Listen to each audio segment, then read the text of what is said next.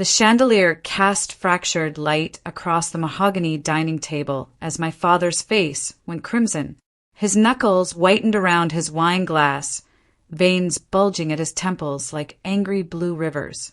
"You stole Mom's bracelet, Sandra?" The question hung in the air like poison gas. I froze mid-breath, my fork suspended between the salad and my mouth.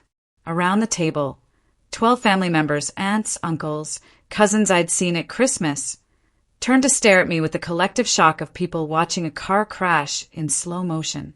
Vanessa sat across from me, her blonde hair cascading over her shoulders in perfect waves. She wore a black silk dress that probably cost more than my monthly nurse's salary. Her eyes glistened with manufactured tears, but I caught it, that infinitesimal curl at the corner of her mouth. The predator's smile. She held up the bracelet, the one that had belonged to our mother for 30 years. The gold gleamed under the chandelier, and my stomach dropped like I'd stepped off a cliff. "I saw her put it in her bag earlier," Vanessa whispered, her voice trembling just enough to sound authentic. I didn't want to say anything, but I had to. For Mom. My hands began to shake. "Vanessa, that's not—" "Don't lie to her," my father's voice thundered, shaking the water glasses. He stood abruptly, his chair scraping backward. "I raised you better than this, Sandra. Your mother just died 3 months ago, and you're stealing from her grave." "I didn't," I tried again, but the room had already turned against me. Gasps rippled around the table. Aunt Margaret pressed her hand to her chest as if my alleged crime had physically wounded her. Uncle Tom wouldn't meet my eyes. My father's voice dropped to something colder than anger, disappointment. "Get out of my house." I opened my mouth, but there was nothing to say. In that moment, suspended between innocence and accusation, I understood the terrible truth. In a room full of people who'd known me my entire life, a single lie from the right person was more powerful than my whole truth. Vanessa's eyes locked onto mine. That smile widened just a fraction. I sat in my car in the driveway, rain hammering against the windshield.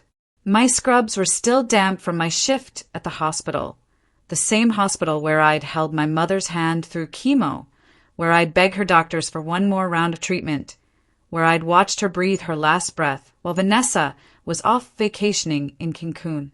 My phone erupted with messages. "I can't believe you would do this." "Aunt Margaret. Disgraceful. Your poor mother." "Cousin David. How could you?" "My father." I couldn't bring myself to read the rest. My chest felt hollowed out, replaced by something dark and consuming. Not just anger, something colder, something patient. That's when the text came through from an unknown number. "Sandra, it's Mrs. Alden from next door. I need to speak with you.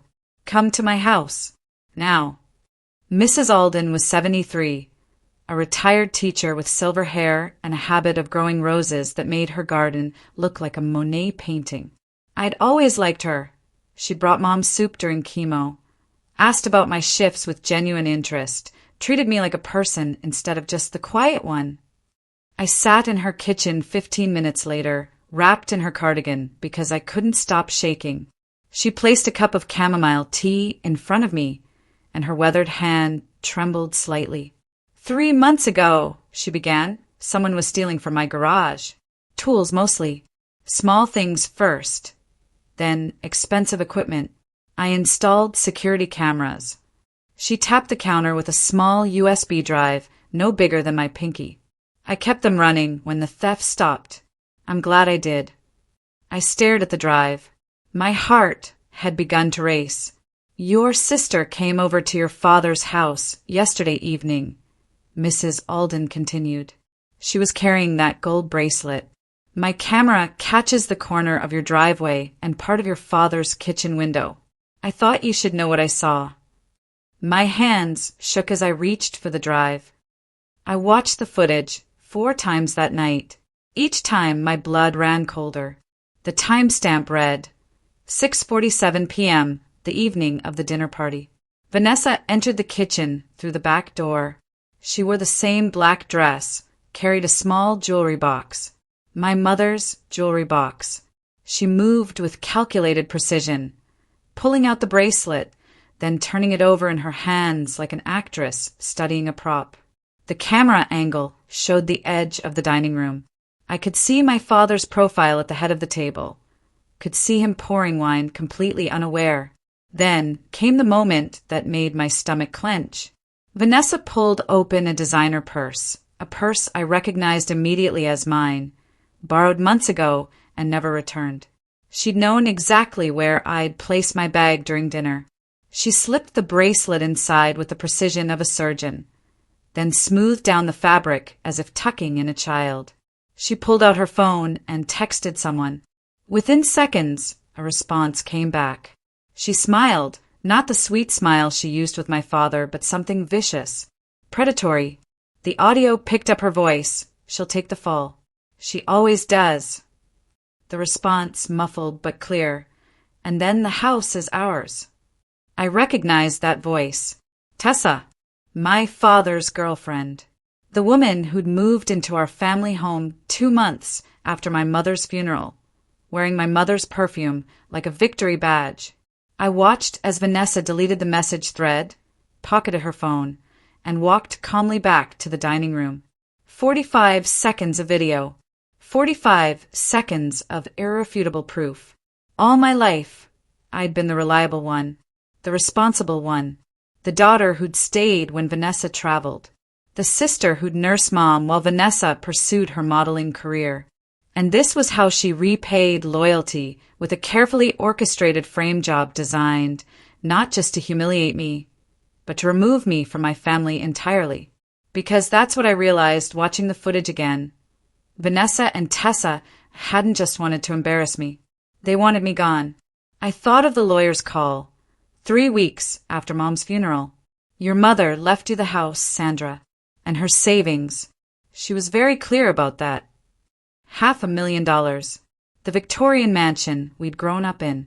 Everything my father still lived in, assuming he had any inheritance at all. He didn't. Mom had insured her assets, went to me, the daughter who'd actually been there. That's when the pieces fell into place. Vanessa and Tessa weren't being cruel out of spite. They were being calculated.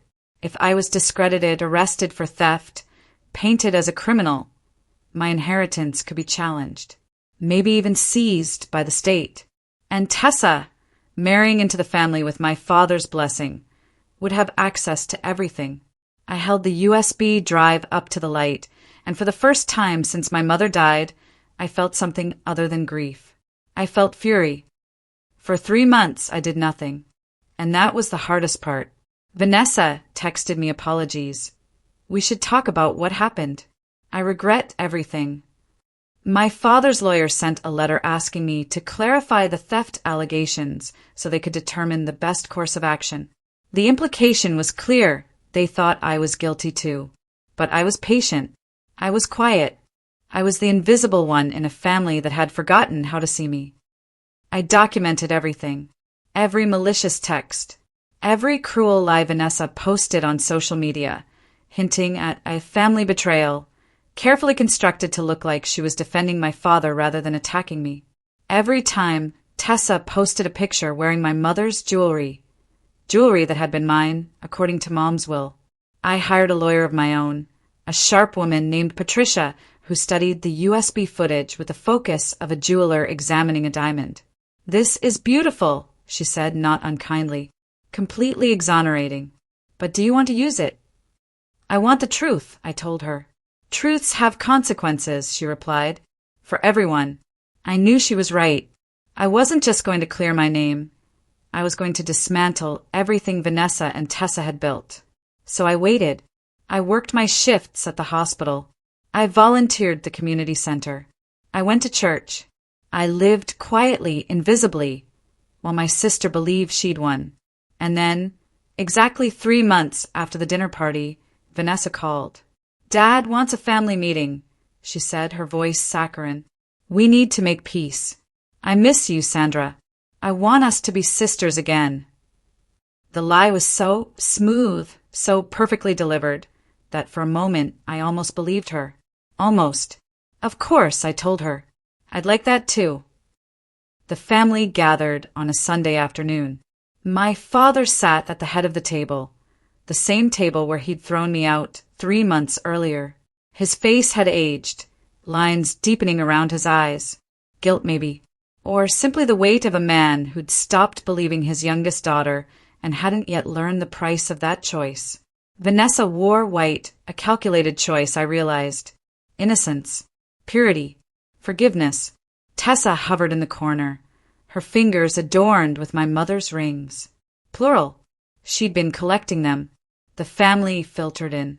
Aunt Margaret, Uncle Tom, cousins who'd believed the lie without question. They sat nervously, sensing something was different about me. I was calmer, centered, the eye in the hurricane. I wanted to bring everyone together, Vanessa began, her voice trembling with emotion, because I've been carrying such guilt about what I said. Sandra, I made a terrible mistake. I was confused, upset, and I hurt you. She didn't apologize. I noted that. She didn't actually say she'd lied, just that she'd been confused. I forgive you, I said simply. The room relaxed. My father's shoulders dropped. Aunt Margaret nodded approvingly. I forgive you, I repeated, because I understand the truth now, and I want to share it with all of you. I pulled out my laptop and connected it to the television mounted on the wall. The room went quiet. 3 months ago, my sister placed my mother's bracelet in my purse without my knowledge. I have that on video. I clicked play. The footage filled the screen. Vanessa's face, clear, unmistakable, as she committed the crime with deliberate precision. I could hear her father's breathing stop. Aunt Margaret's gasp. That's not. You manipulated that. Vanessa lunged toward the television, but I held up my hand. There's audio, I said quietly. Keep watching. Her voice came through the speakers, crystal clear. She'll take the fall. She always does. And then the house is ours. The response from Tessa. And then we're free. The room descended into chaos. My father made a sound like an animal in pain. Uncle Tom stood up, his face flushed. Cousin David kept repeating, "No, no, no," as if repetition could undo what he was seeing. Vanessa's face went through a series of transformations. First shock, then anger, then something desperate and ugly. "It's fake," she screamed. She edited it. "Then explain Mrs. Alden's security camera," I said, gesturing to the screen. "The timestamp. The metadata that Patricia, my lawyer, has already verified with the manufacturer. Explain how I somehow manipulated camera footage for my neighbor's property." My father's hands were shaking. He looked at me, and I saw the exact moment he understood. The moment he realized what he'd done. "I'm sorry," he whispered. "I know," I replied, and I meant it. I did know. Vanessa was his favorite. She always had been. He'd never seen her clearly because he'd never wanted to, and that blindness had cost him everything. Vanessa tried to leave, but I stepped into her path. She was taller than me, stronger, but in that moment she looked small, hollow. "The house is mine," I told her quietly. "Mom's savings are mine. You have 48 hours to vacate the property." "You can't do this," she hissed. "You're going to ruin my life." "No," I said. "You did that yourself. I'm just documenting it." Tessa had already fled, her heels clicking rapidly across the marble floor. She'd understand before nightfall that her calculated seduction of my father meant nothing now, that all her pretty smiles and designer dresses had been built on a foundation of lies. The rest of the family filed out in stunned silence. Aunt Margaret wouldn't meet my eyes. Uncle Tom tried to touch my shoulder, an apology, but I stepped away. My father remained at the table, his face buried in his hands. I could have walked past him. I could have left him to his regret. Instead, I sat down beside him. "I loved you," I said, "even when you didn't believe me, even when you threw me out of this house like I was nothing. I still loved you because you're my father, but love isn't the same as trust, and I don't know how to rebuild that." He looked at me with red-rimmed eyes. I was wrong. I'm so sorry, Sandra. I should have. Yes, I interrupted. You should have, but you didn't, and that's something you'll have to live with. 3 months later, I stood at my mother's grave on a Saturday morning. The sun was rising, painting the sky in shades of gold and rose. I wore my mother's bracelet on my wrist, the one that had started this entire tragedy. The weight of it was comforting now, a reminder. The graveyard was empty except for me and the trees, their branches reaching toward heaven like desperate prayers. I traced her name etched in stone, Margaret Eleanor Carter, beloved mother, 1952 to 2024. I did it, Mom, I whispered. I found my truth. I stood in it. I didn't let them make me small or invisible or ashamed. A breeze moved through the trees, and I could almost hear her voice, the one from before the cancer took it. That's my girl. That's always been my girl.